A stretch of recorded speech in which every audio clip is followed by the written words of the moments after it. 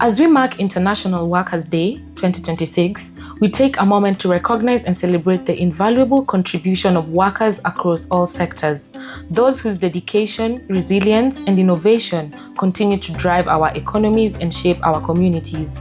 This year's theme places a strong emphasis on innovation and the future of work, challenging organizations to rethink how they support, empower, and invest in their workforce in an increasingly dynamic and technology-driven environment.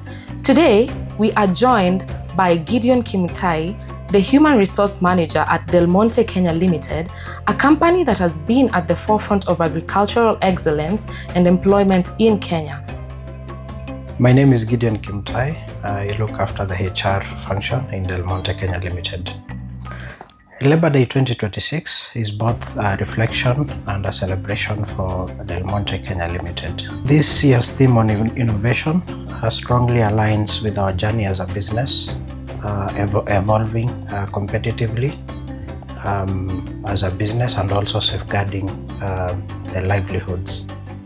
We are recognizing contribution of our 7,700 staff who cuts across from the plantation to the factories, while we also highlight how innovation through investments such as IQF, which stands for Individual Quick Frozen Facility that we recently launched, and also the solar project and how they are transforming our operations. For our workforce, innovation is not about replacement, but rather empowerment, also enhancing safety, improving efficiency in our operations, and also creating new skills and pathways for the future. Yeah, we must admit that we are in a digital space, which also requires organization to adopt technologically and digitally. At this forefront, we do a lot of capacity building that is could be on the job trainings. We also have specialized training programs where we equip and upskill our employees to handle modern technology and also utilize digital platforms like the monitoring systems that we have. We ensure timely and fair compensation through a structured framework. For this purpose, it's good to mention that we have 2 active CBAs, unlike other industries. From the plantation side, we have the Kenya Plantation and Agricultural Workers Union, representing now employees on the agricultural side. Then on the factory side, we have the Kenya Commercial Food and Allied Workers Union. And through this collective bargaining agreements, which is normally rigorous, so the unions, of course, we negotiate better terms and conditions of employment for the employees. Health and safety is a top priority for organization and business. So we've done a couple of measures to ensure that the workplace is safe. One of it is we do risk assessments just to make sure that every hazard is identified. Then we take actions on them. Apart from that, we normally conduct quarterly health and safety meetings, and after those meetings, audits are conducted on the specific workplaces by the Health and Safety Committee, and this will help to ensure that the workplace is safe. Other than that, we also offer trainings on safety and also on health. So part of the risk assessment also involves the assessment of protective equipments, just to make sure that all our protective equipments meet the required standards. We recognize that well-being goes beyond the physical health. We have quite a number of programs that we implement on employee wellness, counseling support, and mental health initiatives. And for that purpose, it's also good to mention that we have now a dedicated full-time counselor in the organization, just to help to support those initiatives. The workers' unions play a critical role in the organization, especially on matters to do with industrial relations. So we do have a collaborative approach when we engage the unions because they actually represent the employees. So we have forums where we discuss issues. For this purpose, I could mention that we do have monthly consultative meetings. And this is a meeting that involves the employee representatives, that is the union, and the management staff, discussing issues that affect either sides on a monthly basis. And on those forums, feedback is provided, and we make sure that any items that I mentioned are actually actioned. So we have a clear grievance mechanisms. We actually have 3 levels of grievance mechanisms. We normally call it Tier 0, Tier 1, Tier 2. So just to mention about Tier 1, this is the foundational grievance mechanisms, and it is normally captured to the CBA. So it's like the foundational grievance mechanisms where if employees have grievances, they can channel it through the union. So that is well articulated in the CBA. And then we have Tier 2 of the grievance mechanisms, and this provides an avenue, especially those that are not unionizable, like the management staff. So it comprises majorly a committee of senior leadership. For example, the HR is there.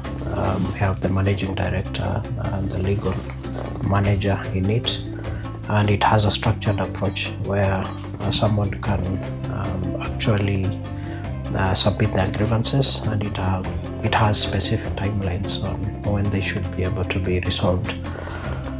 The other one, Tier 2, is something that we're just about to launch, and this would be now on especially the external parties. That is the community and also the service providers within the vicinity. We as a company, we are committed to promote equal opportunity to all, and gender being one of the subjects. What we've done is we've done a comprehensive gender analysis survey, which was undertaken by a third party, and with it identifies the gender gaps that we have as an organization, and with it we'll be able to have an action plan on how we are going to bridge the gap that is there. And some of the action points that we are already implementing as an organization. An example is on affirmative action. Let's say, for example, if I take a department, for this case like IT, you would find that probably it's dominated by one gender. So as part of the affirmative action, if there are any recruitment or replacements that are to be done, then we do an affirmative action and make sure that when filling a vacancy, we make sure that now we fill based on the gender that is the other gender.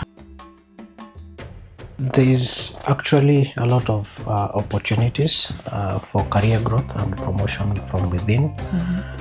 I think for a start to mention is when it comes to opportunities that exists within the facility or within the business, our first approach is always to start from within, because we feel that we have internal resources and internal capabilities to venture in those careers.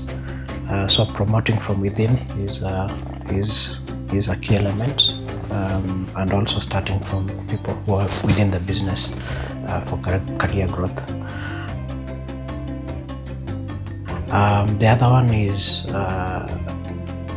we quite have a dynamic structure that has a lot of opportunities for career-wise, owing to the diverse departments and the diverse career flow from engineering to HR to production to agriculture. Also the departments like the schools, the health facilities. So depending on what an employee would want to venture into, there's a lot of opportunities and diversity in the organization. First thing to mention is they're actually fairly treated. And just to surprise you, the seasonal workers, you'd find that only their modality is because that probably they're engaged for a specific period of time. But on matters to do with compensation, you'd find that they're compensated at the same rate to a permanent employee. It's just that the only difference is that theirs is hourly based, while that of a permanent is monthly based, but the rates are normally the same. Apart from that, of course, when we have opportunities for permanent positions, we also give priority for them to transition from casual to seasonal, or from seasonal to permanent.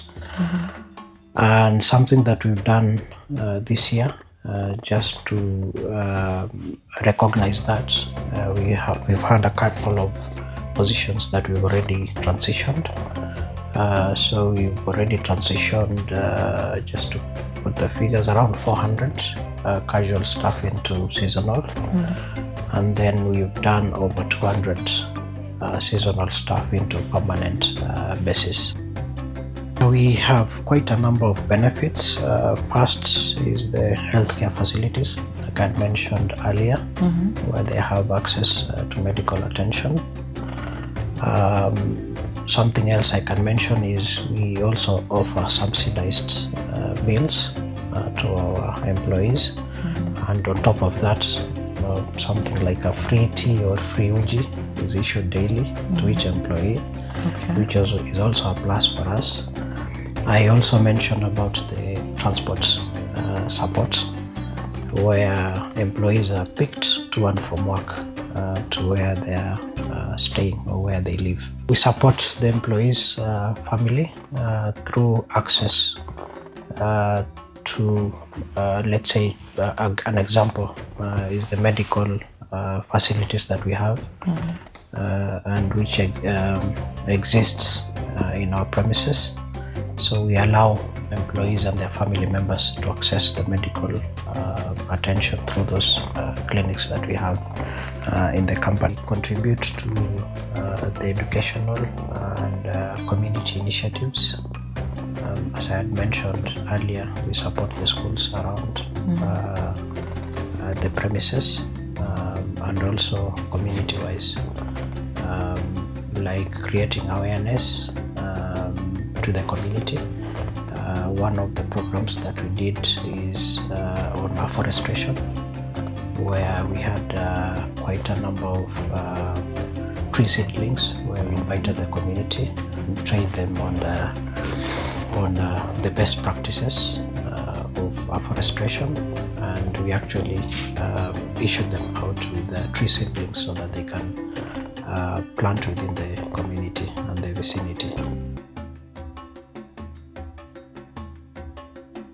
Compliance is non-negotiable. We quite have a number of programs just to ensure that this is enforced, and some of them are compliance related. Just to give an example, we have quite a number of annual audits, specifically coming from the consumer side, and they usually come and audit our systems, our process, our documentation, just to make sure that we are compliant with the laws of the land. and a big component is the social aspect, which is normally looked at when such audits are being conducted. We promote participatory engagements with employees. I had earlier mentioned about the consultative forums that we have.